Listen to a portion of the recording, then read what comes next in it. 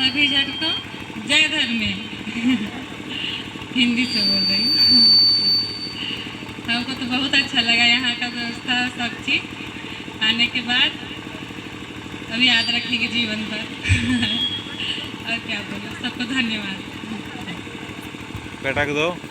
N Sanjay भगत जसपुर थी इंगा ईसन बरा की बहुत अच्छा लग गया। एम हायतरा इन्ने मामनी एम ईसन बरा की ए रात की कादम एम हुआ सन इन्ने नन्ना ही कोशिश ननोम और गेंद्रा बोम बागे शब्द मल्ला इंदस बाकी कथन विराम चिदा जय धर्म